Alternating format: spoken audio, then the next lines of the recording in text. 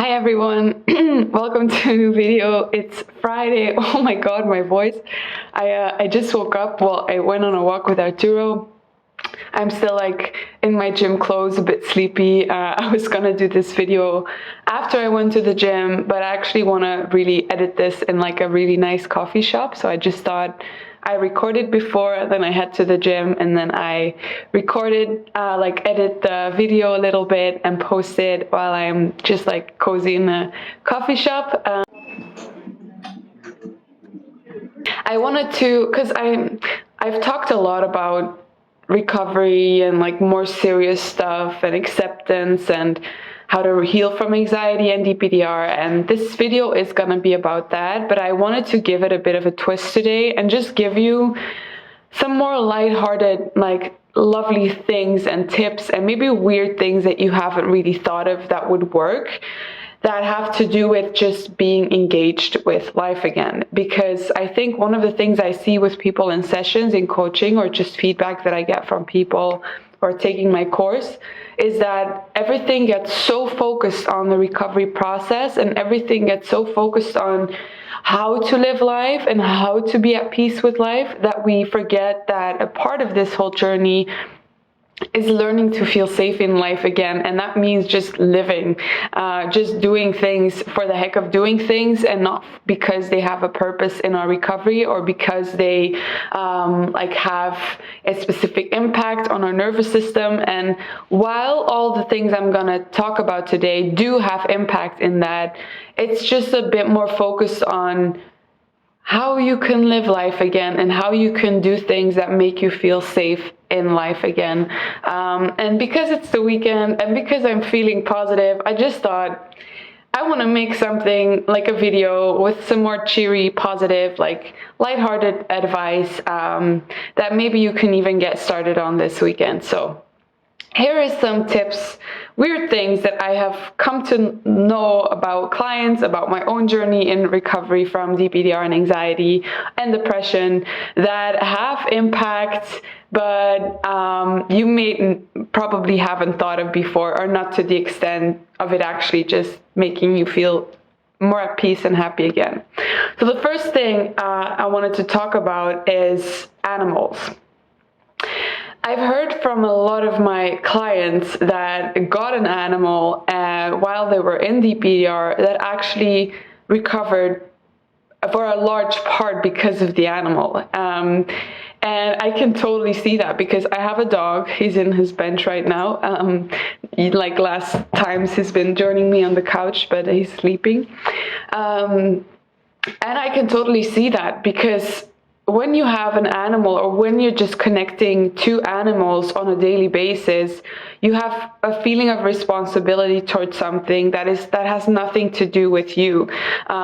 Because like, even if you're struggling with something, you still have to take care of your dog. You still have to feed your dog. You still have to go on walks with them.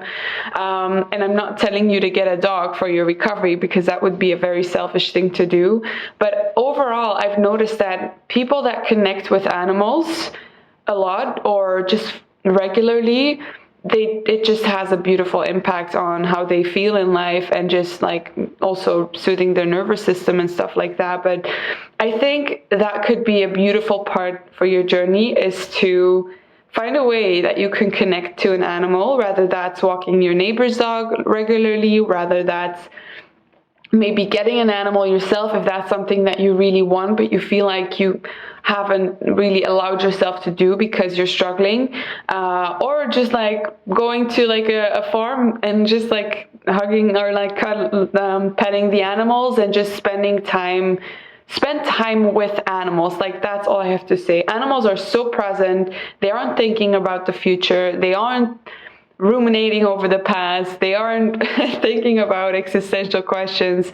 They are so present, and that presence, I think, itself can teach us that we can enjoy life and actually accept life and live in life without thoughts and just being present, and that's what makes us feel more at peace. So connecting to animals is one thing I'd recommend. The second weird thing, or not weird, but is to really just every week go on like a long nature walk, or even more frequently. Like I do this every morning. I live across the woods and I take my dog on a walk every morning. But even when I was struggling with my DPDR and with my anxiety, I think that was one of the things that helped me most, was just to spend time in nature almost every single day. I would go to the woods, I'd just walk around, I would let my thoughts kind of settle, I would try and be present with the trees, with the wind, with just like being in nature. It makes your whole self feel safe in life again, because I know nature can also be triggering, but like if you really pay attention to nature, there's so much chaos, there's so much like we can't grasp or we can't like really control, but there's this peace on like in nature. There's this calm in the trees and the wind and like the animals and the birds you hear chirping. So even if it is something that is triggering, like just try and get out of your comfort zone a bit and just spend a bit more time in nature. Another thing then that follows that is just getting plants. Like I've heard this from people as well, that if you just get some plants, if you can't really get a dog or like an animal in your house, but you can get some plants to like nurture and take care of, it's like, again, you're connecting to a part of life, you're connecting to nature, you're taking care of life itself, which works connecting. And it's just really lovely to have like a lot of plants around the house. And not only plants, but like clean your room, decorate your house, like make your space something that is worth living in and actually enjoying, instead of just being in a room that you really don't feel comfortable in. So yeah, plants, get plants, and like really take time to maybe make your room a bit more positive energy, like use like scented candles and stuff like that. So the fourth weird tip is probably, I think, with the animals, I think one of the things I'd recommend most doing, which is helping someone else out frequently. So doing volunteering work, or just helping an older neighbor that is having like problems with going to the supermarket, like helping other people selflessly, so without anything that you want in return from them, is so good. I don't just think, by the way, actually these things are not just things that I want to talk about in recovery, but these are things that all fuel your soul deeply, deeply, deeply. Animals, nature, helping other people, selfless service. That's why we're here. That's the whole purpose of life, is to be there for each other. And I think we get so focused on ourselves in this process that we forget that we are connected to other people, and that we have the capacity to make other people happy and smile and feel good about life as well. So if you cannot get out of your own head, try to make someone else's life feel better. And that is automatically gonna do something for you, but that should not be the purpose, obviously. So think about ways that you can serve your near community, that you can serve people around you, that you can serve maybe at your job, to like really pay attention to serving your customer, or like the people you're working for at the other end. Try to make yourself more in connection with life and people around you. And in terms of people, the best way to do that is just to do good things for others, because we're all on this floating rock and we all haven't chosen to be here, and all of us are struggling with something. So yeah, sometimes it's just good to get out of your own head and do something for someone else. Another thing is to find a real life goal that has nothing to do with your recovery that you really want to focus on. So think about like a health goal you might have, like learning to cook, learning to go to the gym, like maybe working on your physical health, but also, for example, learning to play an instrument, or learning more about a specific topic that you have been interested in, even if your mind tells you like it's meaningless or whatever. Just find something that you want to invest in that has nothing to do with your recovery journey. So a goal besides the recovery goal, a goal besides the peace goal. For me, when I was really struggling with that was two things actually. First thing was I got really interested in mindfulness and spirituality. That did have something to do with my recovery, but it was more of an interest besides that. I just got really interested in like spirituality, reading books, and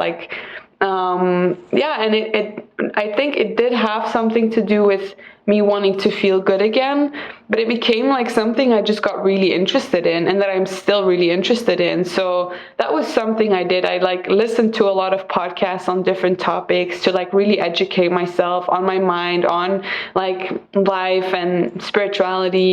And the other thing that I really set as a goal at that time was to find a study that I really wanted to do, because I was studying philosophy before that and it obviously didn't serve me in the right way. So I just started to look at what really interests me in life, like even if it is meaningless, even if it is not gonna serve a higher, bigger purpose, like what do I find interesting and what do I feel like I want to explore a bit more, which is how I have ended up getting to anthropology. Just find like something that you can invest yourself in besides the whole existential or DPDR situation. Then a little side tip, like something small, is to get things that you can do that just entertain the mind and make you feel present. So I was thinking like crossword puzzles or learn to play chess. Like your mind, if you don't give your mind a task sometimes, it will go on a journey of its own. And as the whole part of acceptance is so important, that doesn't mean running away from the mind and trying to distract yourself and doing like chess or crossword puzzles, but more saying like, okay, this fear is here, like I can't accept, I can't change life, I can't change my DPDR right now, but might as well like just do something to put my mind to. So like try and maybe get some crossword puzzles or like just like silly things that make you give your mind a little task every once in a while. Like I've always found that just really that it brings me to the present moment. It like takes me out of my thoughts to just like focus on something. That was just something I thought of. Exercise, then next, this is probably something you've heard before and this is not weird, but I just kind of wanted to emphasize like types of exercise you can try that don't really feel like going to the gym or going on a run, but like for example taking a dance class. That's something Mary talked about in our last interview of my YouTube channel, that she got a lot out of going to dance classes. So like just first of all, just get out of the house and just move. But I think there's something about dancing that also just works very well with your nervous system, because moving to a rhythm and like that is also something that soothes your nervous system and calms it down. And so think of like trying dancing, like either take a dance class, either maybe put on some music in your own room and like just move to the rhythm and just have like a dance session. Or another thing that I was thinking of is yoga. I've heard so many people say that yoga's worked for them, and it worked for me too. I still love it, obviously, but it's also a rhythmic movement because it is combined with your breath. And I think that's the perfect way of moving in a way that it really makes you feel more connected to your body again. So dance and yoga is just something I was thinking of that really works well alongside obviously other types of exercise. So take a dance class. If you love to dance, just throw yourself in the discomfort, maybe take a dance class, whatever kind of dance you might like, or a yoga class. The last thing that I was thinking of is, and this is maybe sometimes more as a distraction, but I think it also can work really well over time, is to find comedy shows that you like to watch and that you just find funny. Because another part of this is sometimes we take life so seriously that we forget to just laugh and take it not so seriously. So like watch comedy shows, watch a comedy movie, go to a comedy like show, like a live comedy thing. Just like find ways to get more humor in your life, even laughing with your own anxiety problems and DPDR. Like I think that's just such an important aspect of it.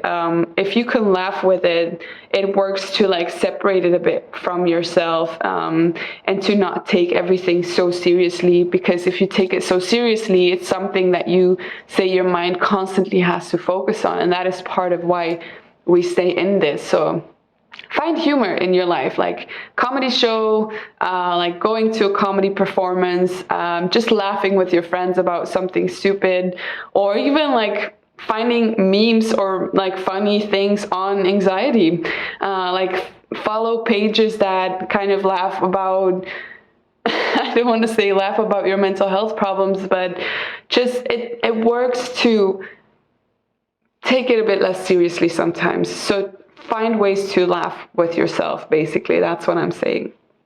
So yeah, this is kind of what I had prepared. It's a bit of a long video. I hope it didn't bore you. But it was just nice sitting down and talking to you guys. Feel free to leave a comment and say like something that is kind of in this, along these lines, that has helped for you, so that other people can see it. That can maybe be your little good deed of the day. I want to wish you guys a really good weekend, or just an okay weekend if good feels too high of an expectation. And yeah, I hope I see you guys in my next video. Lots of kisses, lots of love, and I'll talk to you guys soon.